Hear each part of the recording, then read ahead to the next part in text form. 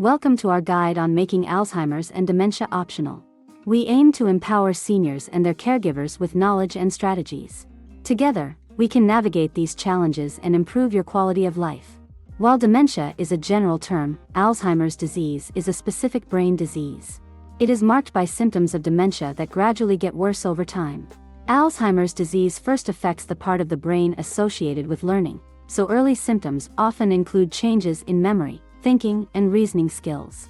Dr. Dale Bredesen, who is the trailblazer for this discovery, has uncovered and brought back many Alzheimer's sufferers to a normal life. For example, there's the case of a Hollywood producer in his 70s, who when asked what he did for a living answered, probably worked as a bricklayer. I am pleased to say he was successfully treated by the Bredesen protocol, also referred to as RE code, but he needed a caregiver, in this case his daughter, to administer his supplements. Dr. Dale Bredesen has likened the Alzheimer's condition to a roof with 36 holes. If you can patch even 25 to 30 of those holes, you can certainly lessen the symptoms, if not reverse the condition. His books The End of Alzheimer's and The First Survivors of Alzheimer's are most encouraging. If you have already been diagnosed with Alzheimer's, his first directive is to do a cognoscopy. This is a brain scan that shows how much of your brain has been impacted by amyloid plaque. Then there's the AP0E4 gene test. This tells if you have a copy of this gene inherited from a parent. The presence of this gene indicates you are at risk for Alzheimer's or dementia. If you have 2 copies of this gene, one from each parent, then you are at a much higher risk for Alzheimer's. A blood plasma test will tell if you have this gene. Just twist your doctor's arm to order this test for you. Documented results show that even those with 1 or 2 copies of the AP04E gene have either reversed, slowed down, or stopped their cognitive decline. Their condition required a much more aggressive and closely monitored effort. Other checks to include in your blood test is your levels of B12, homocysteine, and vitamin D levels. Blood tests ordered for women also measure pregnenolone and other hormone levels.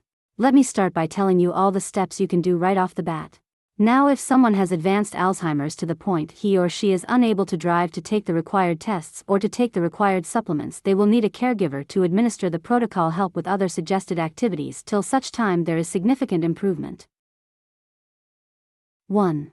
If your homocysteine level is high, it will impact your sleep. That's why it is essential to reduce this by supplementing with 5,000 grams of folate.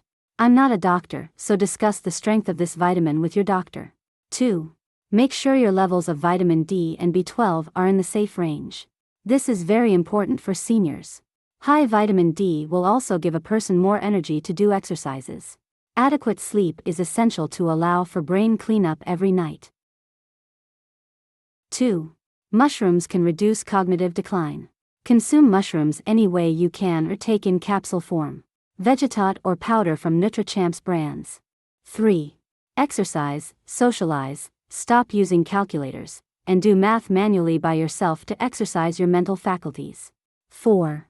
Try and avoid using GPS. 5. Do 1,000-piece jigsaw puzzles. If that's too hard, maybe a 250-piece for starters. 6.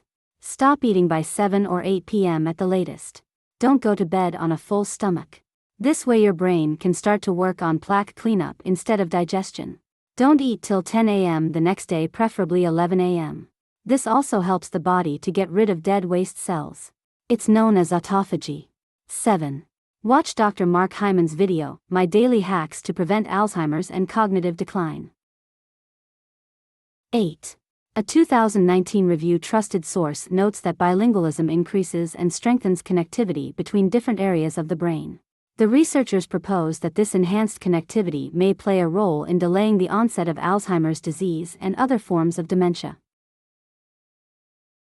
9. A 2018 study published in Brain Sciences found that listening to music that you enjoy engages and connects different parts of the brain. Learning an instrument exercises parts of the brain that are responsible for coordination. Hobbies that require coordination or dexterity will activate a person's motor skills. 10. Regular physical exercise or even dancing or Tai Chi can be beneficial. 11. Try the free version of the Brain HQ or Elevate websites. This will challenge your mental abilities and help improve them at your own pace. This will be one of a few more videos, each with suggestions for simple lifestyle changes. Thanks for watching.